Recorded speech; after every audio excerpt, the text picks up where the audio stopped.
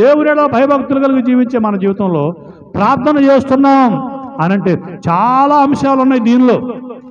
ప్రార్థన, నేను ప్రార్థనకి వెళ్తున్నాను అనే ఆ ఒక్క మాటలో చాలా లోతైన విషయాలు ఉన్నాయి. దేవునికి స్తోత్రం, దేవునికి స్తోత్రం. ప్రార్థనకు వస్తున్నాం మనం. ప్రార్థనకు వచ్చిన మన జీవితాల్లో ఏమి నేర్చుకుంటున్నాం?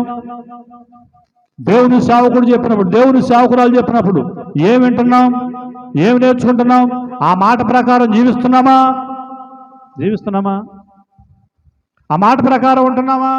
ప్రార్థన అనే 3 అక్షరాల పదమే కానీ ఎంతో బలమైనది. దేవునికి స్తోత్రం, దేవునికి స్తోత్రం.